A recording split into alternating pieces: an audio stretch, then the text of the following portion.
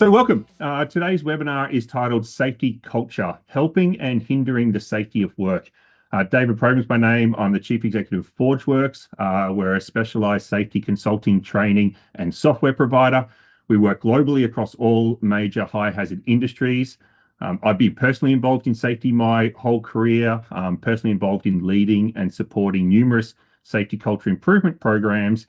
My PhD in safety science wasn't in culture specifically, but it was in the sociology of safety and the patterns of safety behavior in organizations. And so that will become relevant as we go into today's conversation. Today, it's going to be part science, it's going to be part practice, and it's going to be a whole lot of my own personal opinions on this topic of safety culture and how it relates or doesn't relate to the safety of work. So let's start with a quote. In 2012, Frank Guilderman published a sort of a scientific state of play on safety culture, and he started with the quote, "Safety culture, never has something in safety been so desired, yet so poorly understood."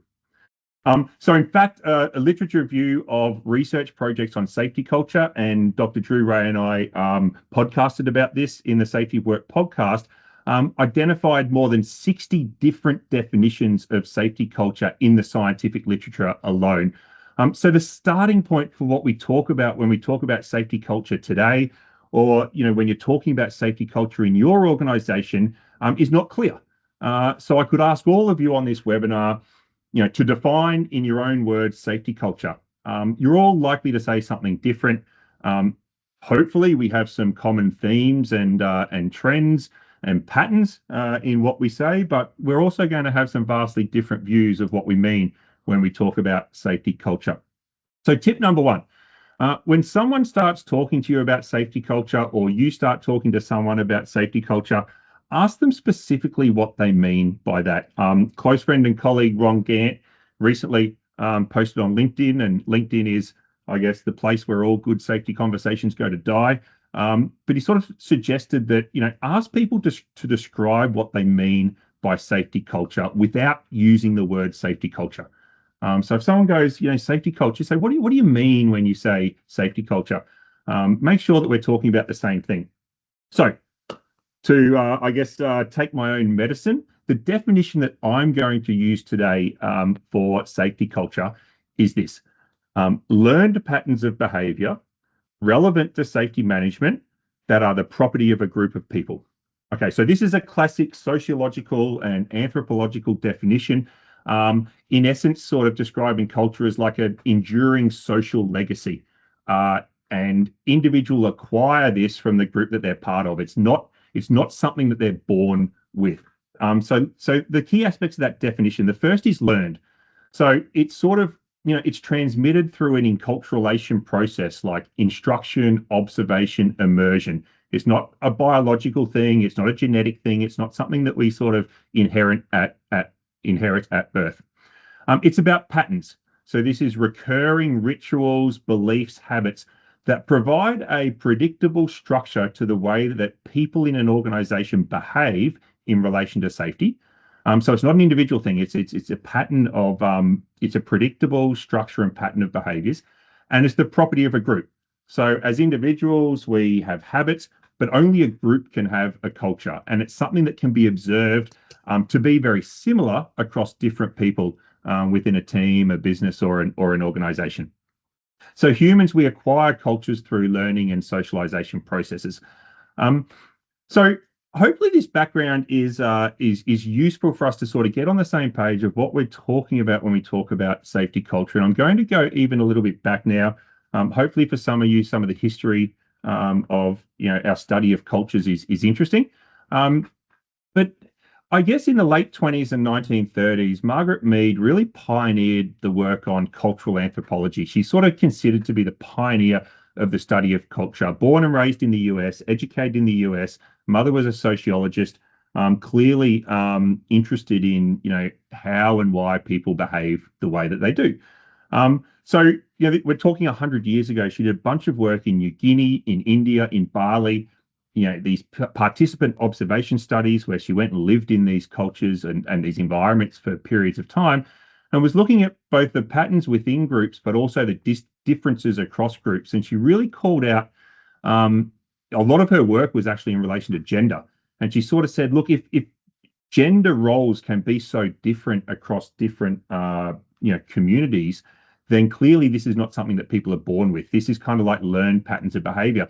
And she sort of went on to tackle religion and other things that we've sort of seen as very innate beliefs, almost biological in people, but sort of said, no, people aren't born, with a particular ethnicity or a particular religion. I guess we're born with gender, but we're not born with, what that gender means for the roles that we take on within society. So this is all learned patterns of behavior. So interestingly, if we think about that sort of research, it's new people to a situation or a community or outsiders to that community who are often best placed to really observe what is going on within a group of people. So tip number 2 would be, new people to your organization or external people can often provide the most, enlightening or objective view of your safety culture. And so a personal story from my career, I started a new role in an organization, and in about month 2, I got my opportunity to attend the first senior leadership safety governance forum. And I was sort of listening and trying to understand the way the organization worked. And I'd spent a few months seeing what was going on in that company, recognized a few sort of trends and patterns across, some incidents, some audits, some operational pieces, and could see the team kind of struggling to make sense of it. I sort of offered to the senior management, do you mind if I share some perspectives on what I think might be going on here? And unhelpfully, I guess, very senior manager in that organization said, and I quote, "What would you know? You've only been here 5 minutes."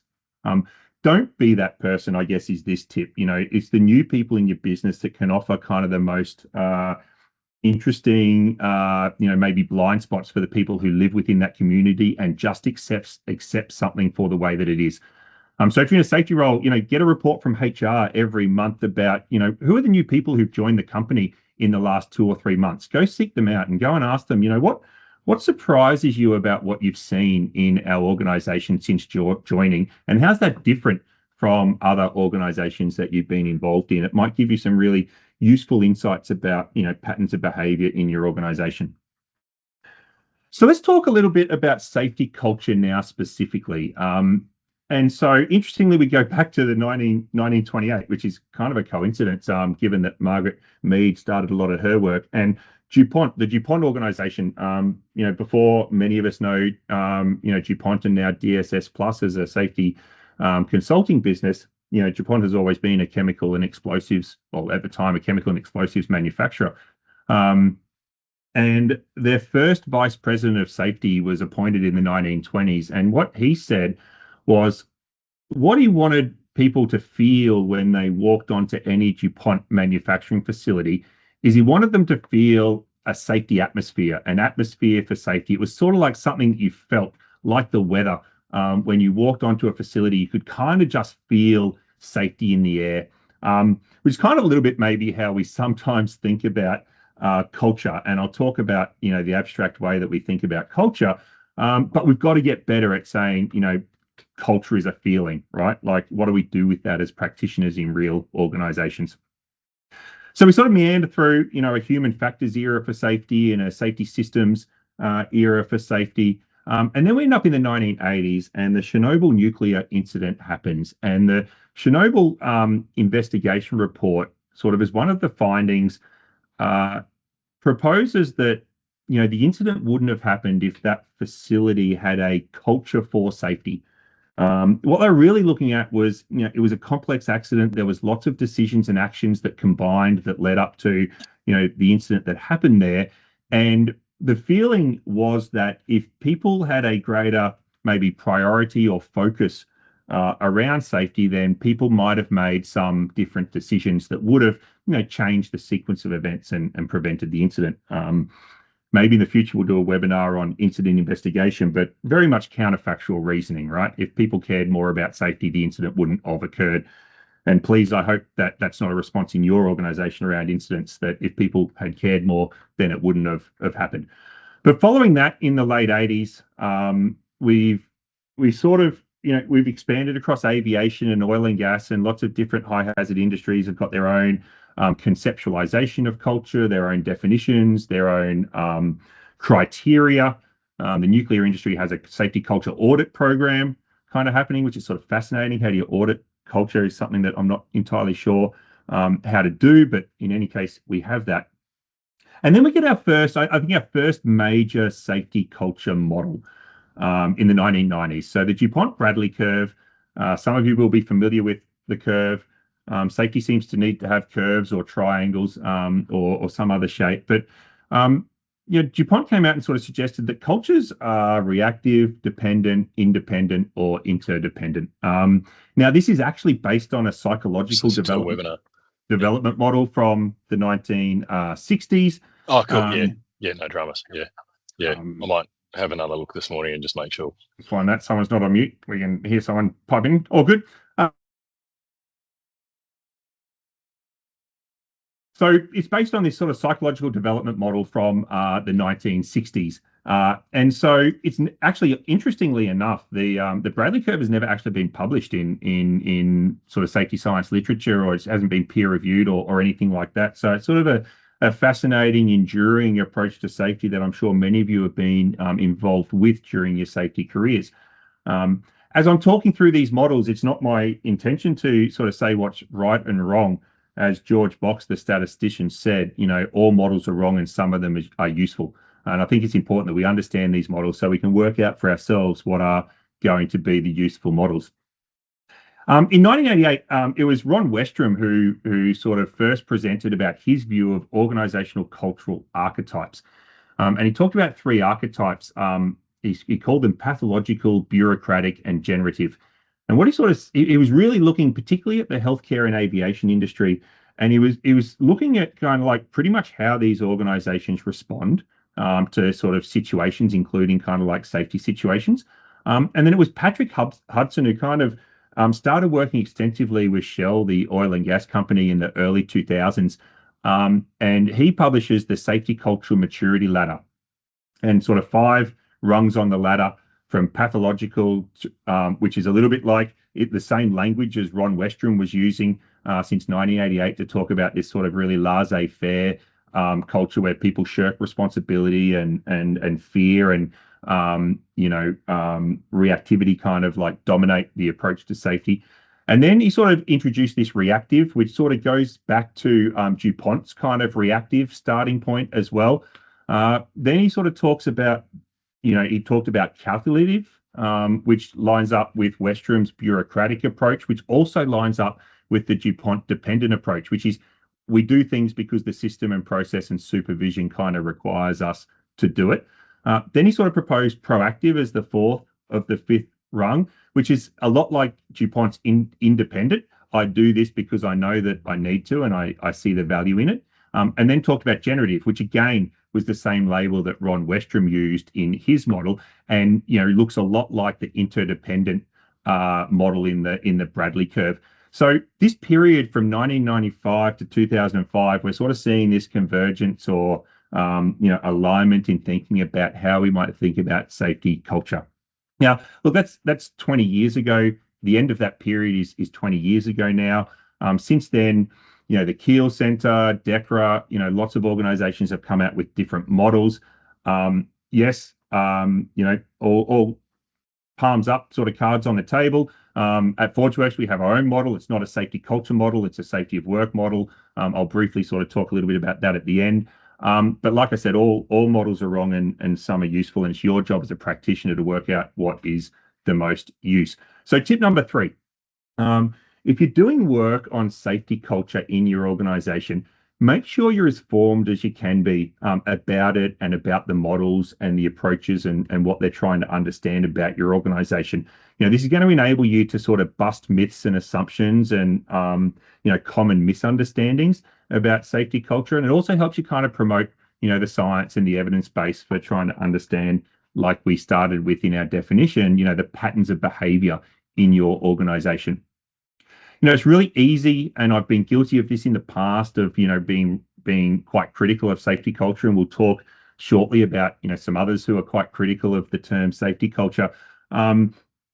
but it's better to be useful rather than right. And so it's like I liken this to recordable injury rates and performance metrics. I'm sure many of you are having conversations in your organizations about performance metrics, and it's kind of unhelpful to go to your organization and say, we're not going to measure recordable injuries anymore, right? In the same way, it's kind of unhelpful to say we're not going to focus on safety culture because it doesn't really help. It's far more constructive if we talk about, what are the specific issues and challenges with, whatever approach we're talking about, including safety culture, and what are the opportunities, because as practitioners, what you need to do is move your organization forward.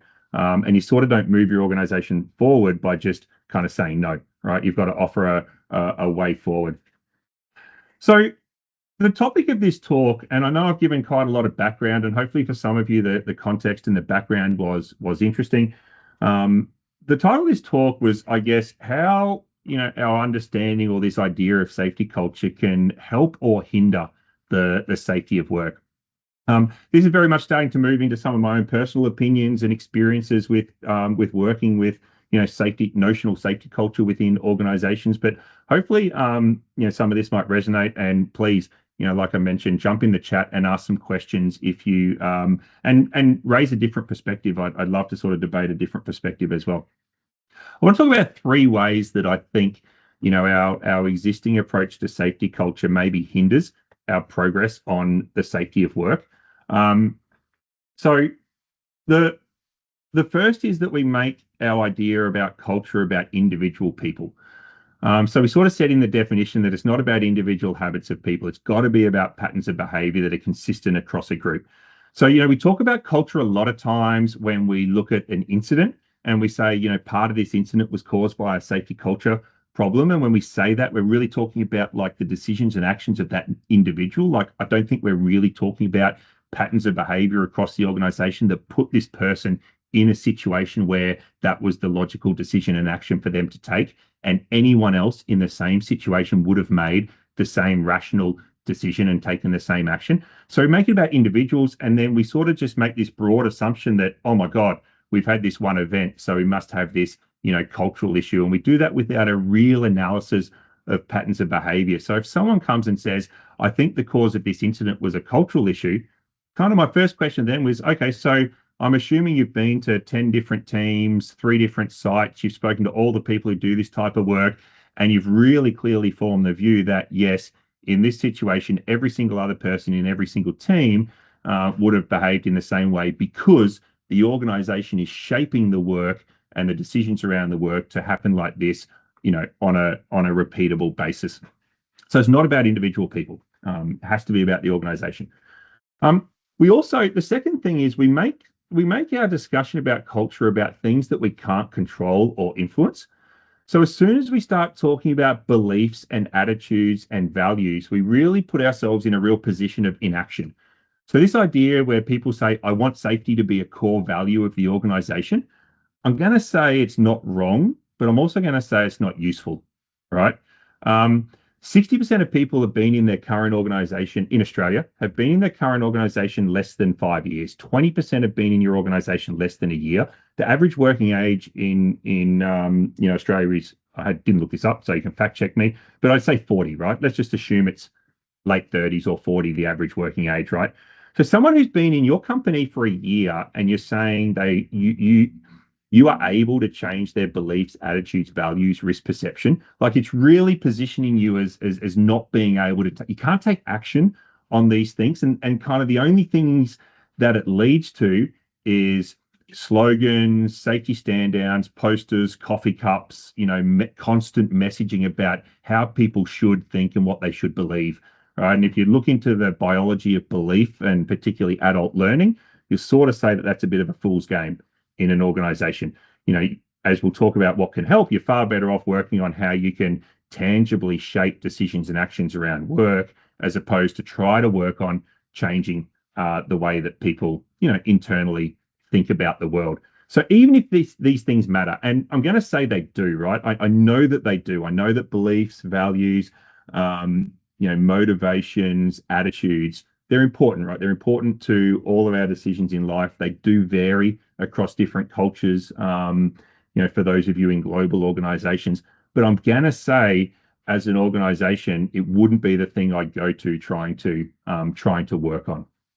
So let's make our discussion about safety culture not about the things that we can't control or influence.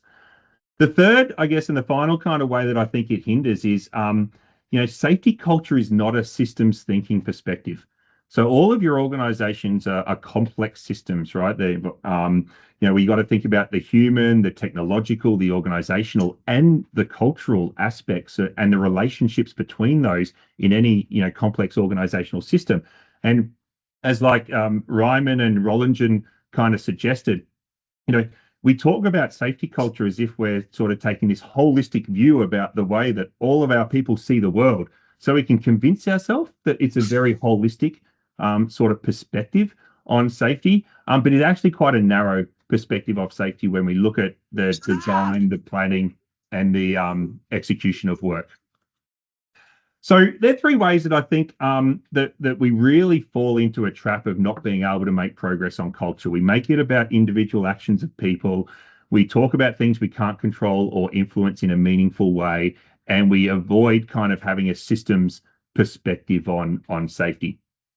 Another story from my own personal career, I worked with an executive once, and their answer for everything that happened in the business was, we have a safety culture problem, and we know we've got a safety culture problem.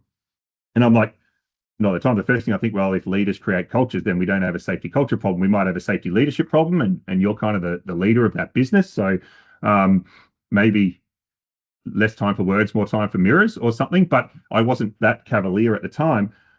So I kind of sort of said, and every incident management review was, we know we've got a culture problem, and we know that safety culture is a 5-year journey, right? This was the rhetoric, the repeated rhetoric.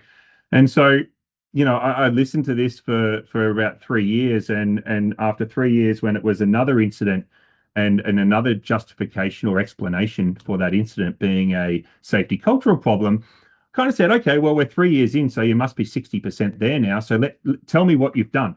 And so, again, when we make it kind of about the abstract, it's really hard to make sort of progress in our organizations. So tip number 4 would be, let's not talk about culture in relation to these abstracts, the isolated incidents, the personal attitudes, a kind of narrow focus, because it kind of leads us down a path for safety, being something that we just talk a lot about and we actually don't do anything about in our businesses. So this has sort of got us to the point where academics like Hopkins has sort of come out and say, don't talk about safety culture, and then goes on to publish kind of like more recently this book, which is Organizing for Safety, How Structures Create Cultures. And he says it's the organizational design, it's the business processes, it's the decision-making authorities. Like, these are the things that, generate the patterns of behavior that create or break safety. Let's stop talking about, culture in the way that I've just described. You get research practitioners like Carsten Bush publish a book like this, which is titled, The First Rule About Safety Culture. For those who have ever watched Fight Club, the first rule about Fight Club is don't talk about Fight Club. Carsten comes out, publishes, the first rule about safety culture is stop talking about safety culture. And then you've even got like the Construction Safety Research Alliance, led by Professor Matt Hallowell, who I think, this is sort of increasingly, if not already, the foremost research institution globally in safety, coming out and saying, publishing a peer-reviewed article titled, "Is it time for the construction industry to move on from the concept of safety culture?"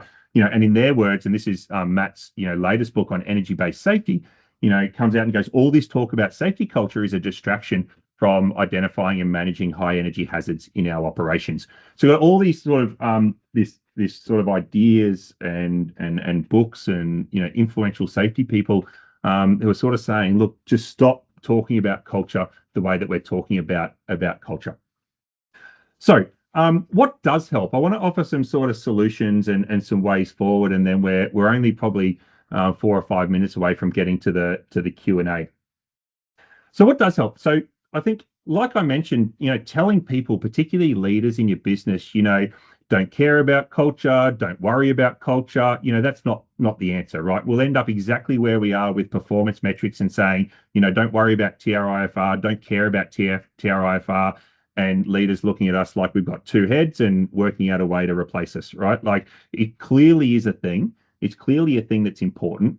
So, the way forward is to actually be clear with your organization about what are the patterns of behavior that you actually want in your company. So if you want leaders to consider safety in all of their decision making, what do you need to do to help them consider safety in all of their decision making, their budgeting, their project planning, their contractor selection, and things like that? What are the processes? What are the capabilities? What are the enablers that you need, the tangible enablers that you need in your organization that will promote these patterns of behavior? The fourth is, make your discussion about safety culture a systemic challenge, around the conditions, that surround the design, planning, and execution of work. Never about the individual. Once we start talking about, individual thoughts and beliefs, we've sort of missed the point of our role as in organizations of designing a reliable, robust, and safe system of work. All right. So your organization should be robust enough that you can drop any person, I guess, trained and capable to do the job that you're employing them to do, with any beliefs, any ethnic background, any gender, any life experience. You should be able to drop them into your organization, and your system should produce consistent patterns of behavior. All right. And this is what we've sort of learned, and I'm sort of going to talk about the evolution of other safety literature shortly. But this is what we first started to learn from high reliability organization theory in the 1980s and 1990s. If we think about commercial aviation, how is it that lots of different aircraft manufacturers with lots of different supply chains, manufacturing lots of different aircraft, flown by lots of different pilots all over the world that fly into lots of different airports and runways all over the world, under lots of different conditions, speaking lots of different languages? How is it that commercial aviation can be the safest way to travel? Like, it's safer than walking down the footpath or the sidewalk in terms of getting from A to B. So like I said, because what aviation has done, and I guess hopefully there's some aviation people who will listen to this. And the good thing about a high reliability organization is that, we start with a preoccupation of failure. So every time I speak to aviation, they always tell me that we're not as good as, as people think. But at the end of the day, that system, that global system produces, unbelievably reliable patterns of behavior, decision and action. And that's what we need to think about when we think about culture in a systemic kind of holistic view. So I mentioned high reliability organizations, and in the 1980s, that was sort of where we really started on this wave of different thinking about safety.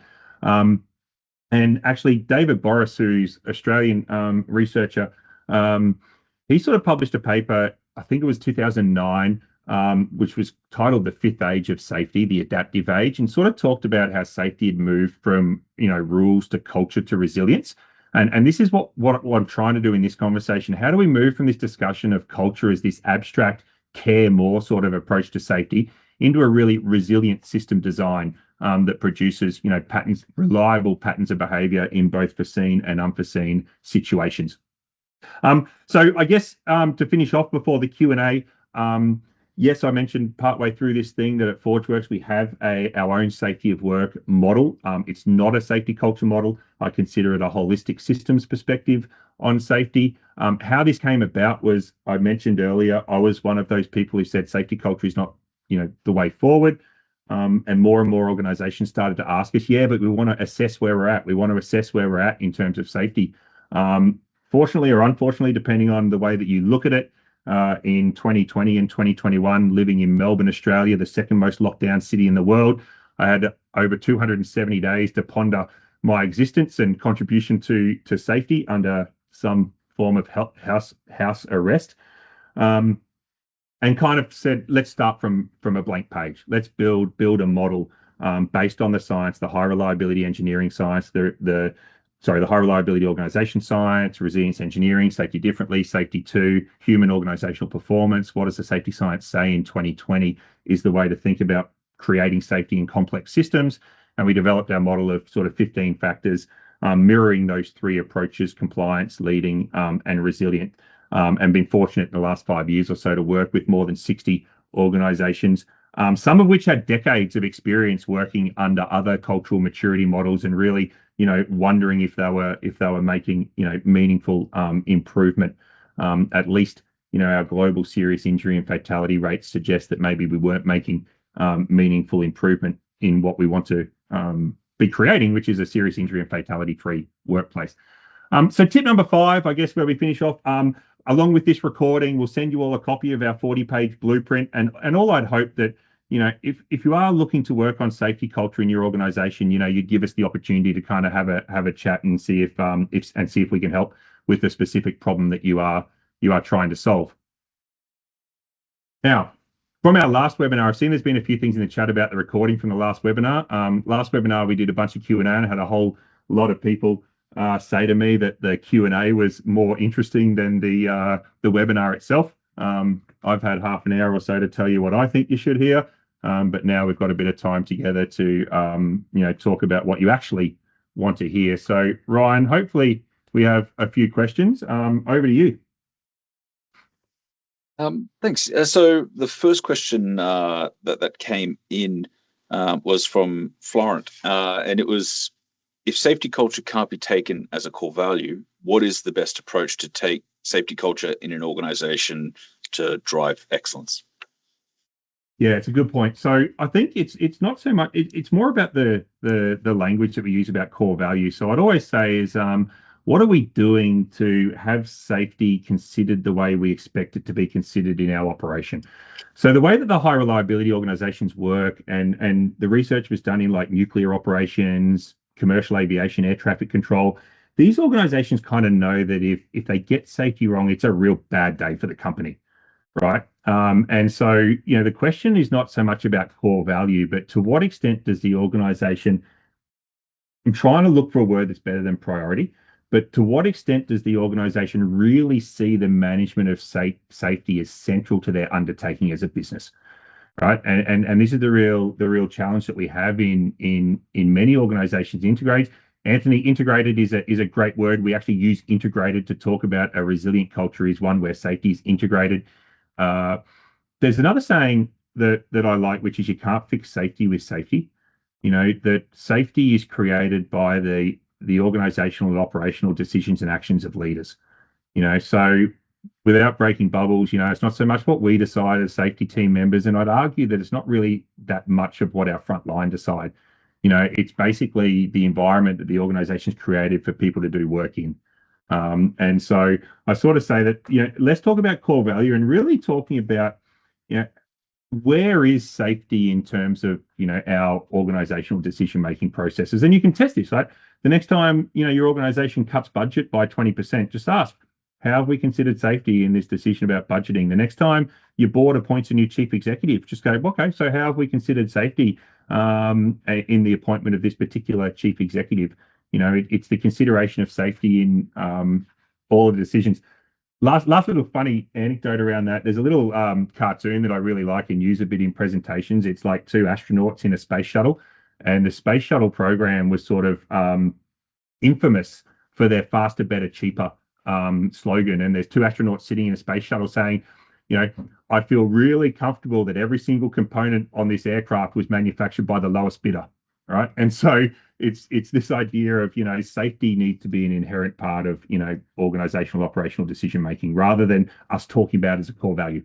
And we might end up in the same place, but it's sort of like how we come at that outcome. Right. Okay.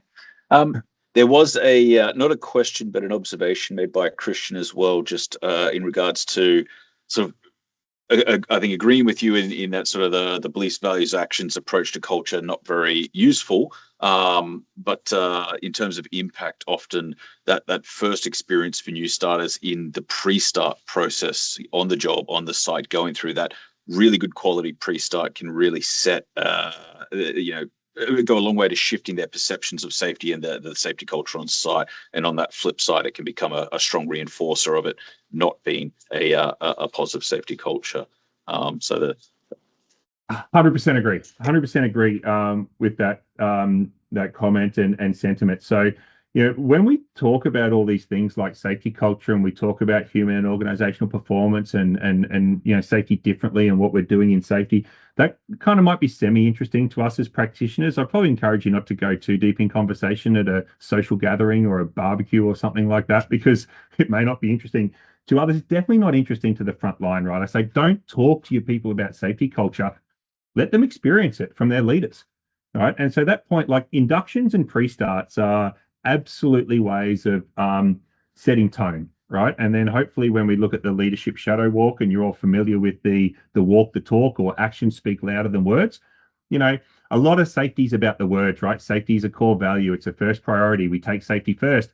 And then someone gets on site and goes, all right, guys, we've got to get 300 meters today, and keep your head on a swivel, be safe out there, right? Like it's got to be, the culture is about the experiences, the capabilities, and the design of work, the execution of work. So 100% agree. I think I said in the last webinar that if I could only do one thing in an organization, is I'd help my frontline leaders really do exactly what we're talking about kind of right now. Sean. Okay, and a question from Steve Smith. So Edgar Schein believed that some things were easy to see or influence, but made less of a meaningful difference. Signs, slogans. He asserted that people's underlying beliefs were harder to truly see or influence, but they have a great impact on organizational culture. Can you comment on this distinction, and if you think it's useful? Yeah, so Edgar Schein's prolific book writer. I've got probably half a dozen of his books on the shelf. I think his thoughts about safety sort of evolved through most of his life, and he was one that if you listen to some of his last sort of podcasts, his last book, maybe adjust his thinking a little bit. I think idealistically, he'd like look, all of us, who we are as a person probably has the most significant kind of influence over what we like and don't like, what we do and don't do. Hard to see, hard to know, hard to change. So practically, I'd say like going down that path, may not be the most fruitful course of action to take. I still personally feel that people are quite rational in organizations, right? So Maslow's hierarchy of needs and the needs for self-actualization, and that is all fine. But I think in organizations, not all of us live to do our work. Not all of us, and all of us will produce the behaviors in our organization that are expected of us. And when it's probably more the opposite, right? It's probably more when the expectations of behavior in the organization are against what we think, that we're probably more likely to jump ship. So this is a really unsafe company. I don't want to work like that. I've got a higher value on safety. I'm out, right? But in terms of like producing safer behaviors than someone might otherwise produce, I think your system of work can do that. So I'm not discounting the importance of that. And I think Edgar Schein is absolutely one of the pioneers of cultural and safety cultural work. As practitioners, you all have to think about in the next quarter, in the next 6 months, in the next year, how do I make progress? And I'd just personally argue that trying to change what people believe may not be as fruitful as other things we can do. So we have two other comments here. So from Ellie, just wanting to add, I think, to the point prior to the Edgar Schein piece, just in terms of the extent to which we are controlling risks, meaningfully controlling the risks, and how that will also have that impact. So talking about how we're planning work, how we're doing the inductions, how we're doing those pre-starts, and also how, as an organization, have we actually identified and put controls in place for those risks. And then Kerry added to that as well in terms of who's running the inductions, who's running the pre-starts, and how does that then position safety and their role in the organization, and how we are prioritizing safety and the leader's view on those mechanisms. Yeah, I think the design of work, when we went through our human factors and ergonomics, real period 60s, post-World War II, sort of 50s, 60s, 70s, we had this period of really thinking about, human machine interface and the design of work, and avoiding error traps and fail-safe operations, particularly in transport and other sectors. And I think then we sort of drifted a little bit away from thinking about the fundamental design of work and the control of high energy hazards and the fail-safe working around high energy hazards. And I started my career in the rail industry, and there was kind of a lot going on in the 80s and 90s, to show a little bit how old I'm feeling now. But there was a lot of work which, like, what happens if the train driver has a heart attack? How's this system going to fail safe? And there's like 3 layers of protection to make sure that that train is not just going to run forever, right? And I know that runaway trains, some mining folk on board, that's always a concern, right? What's going to stop this train if the driver's not there to stop it? Or even if the brakes, aren't there to stop it, or something like that. So I think this idea about a systems perspective is, culture is absolutely important. Patterns of decision and action in the organization is absolutely important, but we need to make sure that we're thinking about those patterns of decisions and actions, not just about the person wearing the hard hat and the high vis vest and the work boots, but like I mentioned earlier, the finance team, and what are their decisions and patterns of behavior? What about the people who purchase the equipment for people to use?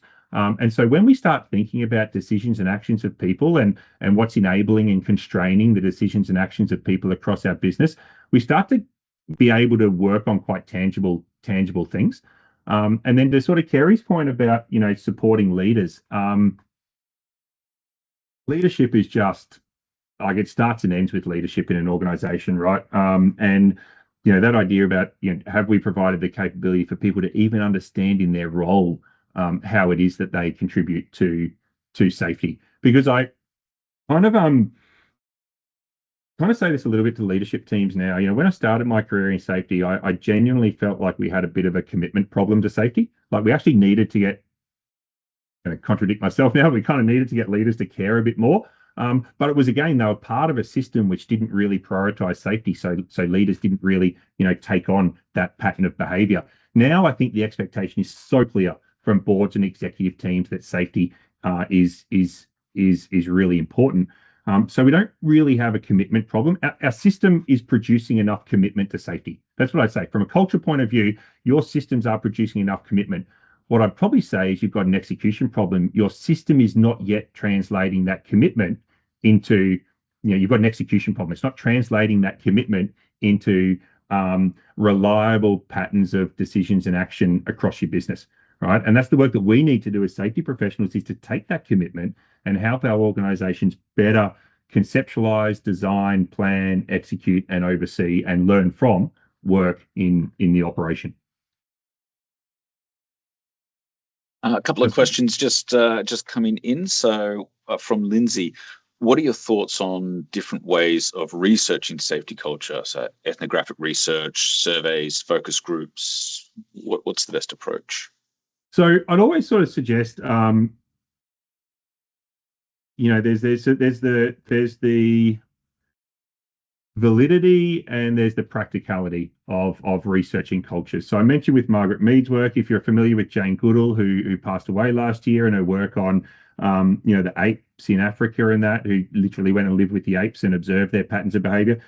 There's no real substitute for participant observation, right? Like, asking people about pre-starts is not the same as going and being in a pre-start, right? And not the same as kind of being involved in a particular group or team or operation. So, participant observation is probably, or not probably, the most valid way to try to understand cultures, but it's also the least scalable way. If you're an organization with 100 sites, like, how do you meaningfully do participant observation? And this is where we start having trade-offs, I guess, Ryan. The chance to survey people means, like, you led a recent survey, over 30,000 responses, I don't know, a dozen different countries around the world. Like, think about the time it would take to try to understand that in a kind of like site by site, person by person sort of manner. Then it comes down to, how do we get the most valid that we can from those sorts of instruments? And there's a sort of a science to that. So I think the preferred approach is try to think about different ways of sampling an organization. So who do I need to talk one-on-one with? What do I need to observe? Who can I kind of ask for responses about? What processes or business processes or things can I tangibly kind of review as physical artifacts? Like, I sort of say is, if you sent me 5 ICAM reports of your last 5 serious injuries or fatalities in your business, I'll probably get 70% there with your culture of your organization, right? In terms of the patterns of behavior, decisions, action, how the organization thought, about this, if that investigation had been done and signed off by your organization. So Ryan, I think the answer to that question is no real substitute for being there, smelling it, hopefully not tasting it, but seeing it, touching it, consistent with everyday respect and those things. But you got to kind of be in it, right, to kind of to see it. But like I mentioned, scalability is the big challenge. All right. Question from Tristan. They've recently embarked on some field experiential leader-led learning post-incidents and pre-shut with operator maintainers in relation to impact, initial learnings, and setting expectations on what good looks like. So far, we have received positive feedback from the front line. Do you think these types of engagements can build upon the foundation of operational learning and broader culture of the operations? Yeah. G'day, Tristan. Shout out. Thanks for joining today, mate. And Kerry as well from before. Good to see some friendly faces and hear from folk on the front line. Look, I think anything where leaders try to understand the experience of work of their people is a good thing, right? This idea that we've had in safety for a while of work as imagined, work as done, it's really important for leaders to sort of understand, what is it like to work in my organization? All of the decisions and actions and all of the resources and processes, it translates into real people doing real work around real hazards and risks every day, right? Particularly in many of your operations. And so anything that a leader does to not make assumptions about that and try to experience and understand and talk about. So knowing your organization, Tristan, the evolution of your QSI, quality safety interaction process, and it sounds like you're building on that with kind of like other leader experiential learning type process. I'm going to say that's all a great thing. Hopefully what that does is leaders have some OG moments, look at the situations that my people are in, and they reflect on that. And hopefully that doesn't result in them telling people to work differently. Hopefully that results in them going, oh, what are the different decisions, actions, and things that I need to do to create a different environment that's going to put our people in a different situation. So one of the things I like to say, and I started this thing when I talked about the mirror and the executive and the culture problem, sort of say is like, one of the things you can do is make sure that you sort of safety culture conversations, always orientate into a bit of a safety leadership conversation. And the way I talk to leaders about that is I tell them that everything that you see people doing in your organization, you have to accept 51% of the responsibility for that as a leader, right? And at most, apportion 49% of that onto the person. We have to believe that as leaders. We have to believe that our role is to shape the work that happens in the business, to shape the capabilities, the processes, the decisions and actions of our people. That's what leadership is. So, if we can accept that anything we see in our organization, whether we like it or, I guess a good leader kind of like gives out, praise and takes on the criticism. But a leader needs to go, look, everything I see in a business is at least 50. It is mostly on me. It's a reflection of me and my leadership. It's not a reflection of the person who's doing the work. Hard pill to swallow for some leaders, but kind of that's what will help you make progress.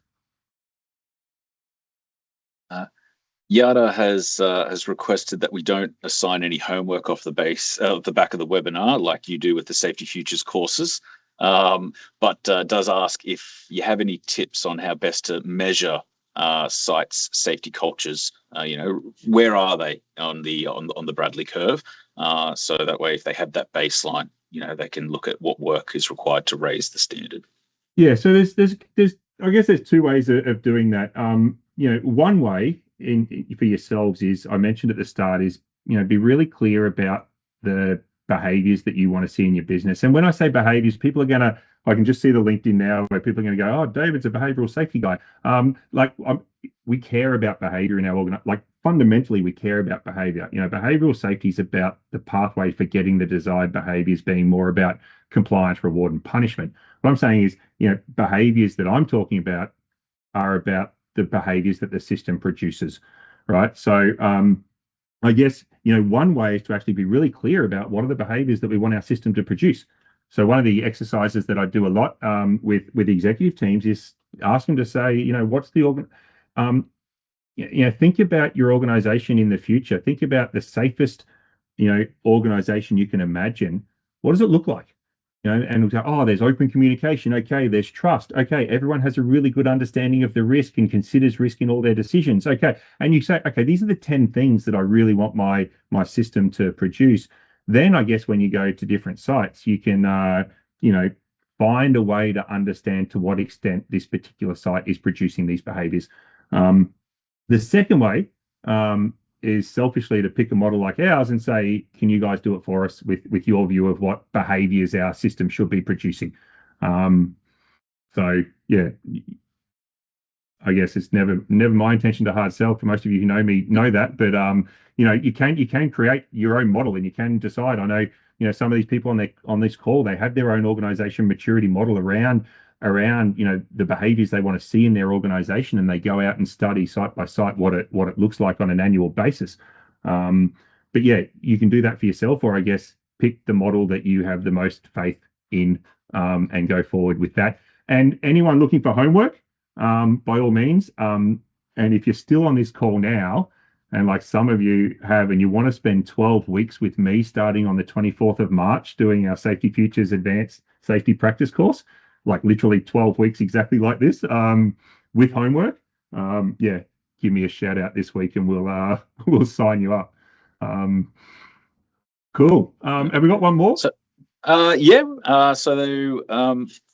Leslie, I think we got 2 or 3 there. So from Leslie, he recalls in the AIHS OHS body of knowledge, there was a chapter talking about, if you want to improve safety culture, focus on improving undertaking of WHS management activities, practices, rather than focusing on improving the safety culture directly.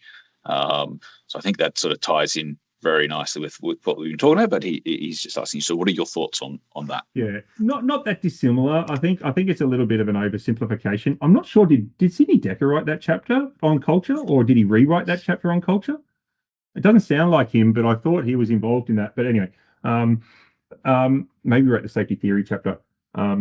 So I think the early safety climate work, like Zov Doha in 1980, who did that. So safety climate sort of followed organizational climate. He started looking at organizations' kind of levels of safety from like incidents and then certain tangible safety management practices. And we're going back 45 years, like, does the company have dedicated resources for safety? Does the company have a safety audit program? Does it have safety specific procedures and things like that? And identified a bunch of things that, safety management activities that correlated with, safety. And back then when, organizations were a lot less safe, I'd argue, that kind of works. So definitely, having a look at activity in your business around safety is a way of, and strengthening that isn't a bad thing to do. Be careful not to just count stuff. Make sure you're looking at the quality of safety activity. I think we're stuck in a bit of a transactional safety world right now about I've done 10 things. Doesn't matter if I've done none of them well, but I've done my 10 things for the month. So I think just being careful, Ryan, or the question, just being careful about the path that it leads you down. Again, this idea that if safety is an emergent property of work, it's probably more about the decisions around the design and the planning and the execution of work, rather than maybe the quality of the safety auditing. Not that you don't want to worry about that. I'd absolutely worry about whether my safety management system is good and being used well. But I'm not sure I'd consider that a proxy for working on safety culture. There's another good question here in regards to leaders. Quite rightly can be concerned about some of those worst case scenarios off the back of incidents and their obligations and governance. But when there's been a pocket of instances and we're looking at the causes and these leaders are feeling potentially exposed, how do we coach leaders to moderate their response so that it doesn't impact or damage the safety culture within the organization? Yeah, really good point. So what I'm reading into that sort of question is, oh my God, I've had 3 recordable injuries in the last month. what's our intervention going to look like for this site or this operation, right? And common across many industries and organizations. I guess our role as safety is to try to temper that and try to get in front of it, right? That's kind of all we can do, and have some good ideas ready to kind of go. And this is where a little bit about the experiential learning about work. First, I'd start to try to go, are these incidents even connected in any way? What we know about, the law of low numbers is we could have 3 this month and 1 next month, and the operation fundamentally hasn't changed. So I think all I'd say as a safety person is kind of make sure you're involved in those decisions and conversations. Like if your executive is making these calls and not picking up the phone to you, then, that's, think about how you can get more involved in those decision-making processes. I had one of these. I was in a business and our recordable injury rate went from like 2 to 8, which was kind of like good fun at a board level, 400% increase in recordable injuries. The sky's falling in. We just mobilized like 15,000 people into a mega construction project. But the answer was, what are we going to do? And my response was, I don't know. I'll come back to you in 2 weeks, right? Just sit on it for 2 weeks, and did a lot of what Tristan mentioned, get out to site, understand, what are our problems, and then come back with a really constructive plan, right? Here's the things we've learned. Here's about the incidents, about normal work. Here's the things that we think we can work on together. Here's some things that are consistent across our operation. Here's some things that are site specific. Usually leaders, if they have some confidence in you, you'll get a little bit of breathing space, however long that is. And if you can come back with a plan that kind of makes sense and has some level of kind of like thought and strategy around it, then, hopefully you can get your leaders to buy in. But it is a really hard, it's probably the biggest challenge for safety, which is how to get our leaders to respond well to bad news and a number of bad events. Not making excuses for bad events. You absolutely want to manage them, but manage them constructively. So I know we're coming up to the hour, and some people are having to jump off, but there's at least 2 more questions here. Dave, did you want to just try to? I'll tackle them both. If people want to hang around for 5 minutes, at least not, they'll be on the recording in any case. Perfect. So Anthony had a question here just in regards to, has there been any research to understand the link or relationship between safety performance and culture maturity, and then general organizational cultural models, as an example, the human synergistics, OCI? Yeah, OECD, so the Organizational Culture Diagnostic Inventory, which is DECRA's, human synergies. Look, there's lots of different models. Like I said, we're part of that crowd, although as we all would, I'd like to think we're a little bit different. I think 2 things in that. I don't think there's a lot of research on that. The research that is there is sort of, I'd consider not awesome science, right? The problem that we've got with injury metrics is the statistical unreliability, right? That we actually just don't have enough events, right? So it means that if you actually do statistical analysis on the noise around it, and there's a good paper put out by the Construction Safety Research Alliance titled "The Statistical Invalidity of TRIFR." It basically just says no organization can really meaningfully make that correlation, right? Because no one's working enough hours and no one's having enough incidents. That's an unhelpful answer. There is some publications. So Shell came out globally and published a strong correlation between recordable injury rates and employee engagement surveys. And they sort of said that for every, I think it was 2-point increase in their employee engagement survey results, they saw like a 0.1 reduction in TRIFR or something. I forget the science. It's something like that. They looked at all their operations globally that they did engagement scores for, and they did recordable injuries for. It's a little bit like you can kind of Google what's called like spurious correlations, and you can kind of see like a really strong correlation between the number of movies that Nicolas Cage has been in and backyard swimming pools in like California or something. Like it's just a correlation, right? So I don't think anyone and I would go to say that we can't go and say there's a causal link between making progress on our model of the safety of work and your injury rates. What I can say is that we can identify what those patterns of behavior that we want to see in our organization that we believe is directly important for safety, and we can measure change in relation to those patterns of behavior. And ultimately, we have to then have the confidence that if we've got an organization that's producing those patterns of behavior, then, we're safer. whether we have some injuries along the way. Do we have one more? So close to the end, Ryan. You're still on mute. I almost made it. So one last one from Kerry. What are you seeing from a global system point of view where the system being rolled out reflects the legislative framework and culture of the parent company? Oh, wow. I think the high level message that I like to talk about is in organizations, we want things to be globally consistent and locally relevant, right? So, if you're in a large global organization, you need to have, a holistic global system, again, that produces certain patterns of behavior globally. But, uniform culture is not kind of the answer when we think about, the way that, the ways of thinking, deciding, and acting. This is interesting in the research because most, if not most, safety cultural research and all safety cultural models are Anglo models, right? Western Anglo models of culture.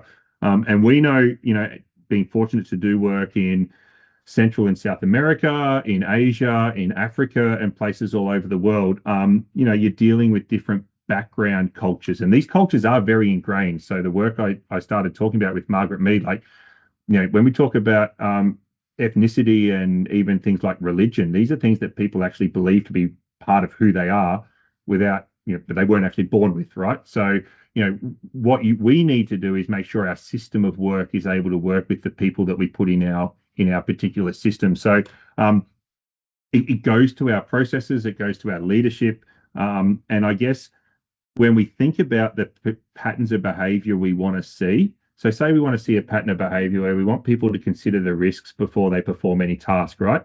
We say it's not going to matter if they're in South America or Asia or Africa or Australia.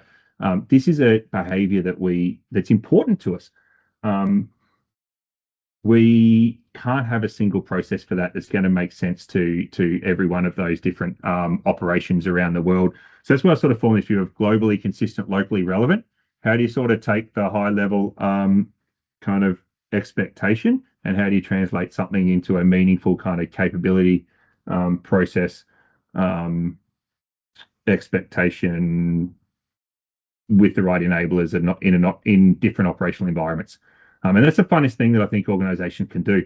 Actually go, how would we really get this to happen in this environment rather than sitting somewhere in a central office going, everyone's going to fill out this form, right? And last time I see William Deming, one of the grandfathers of the quality movement, said, you can't inspect safety in India system. And I just kind of say that a lot of what we do in safety, we can't kind of comply our way there. We have to actually thoughtfully design our way there around the work that we do. So maybe just close, Ryan. Thank you, everyone. Apologies for making people hang around. Really looking forward to what we've got lined up this year in terms of sort of some of these webinar series. Hopefully, if you found out about this, you're either following us on LinkedIn or on our mailing list. We'll send a recording out to definitely everyone who's attended or signed up for today. We'll send a few of those other materials around as well. And yeah, hopefully we get a chance to touch base virtually or face-to-face at some point in 2026. Hopefully see you again soon. Thanks, everyone.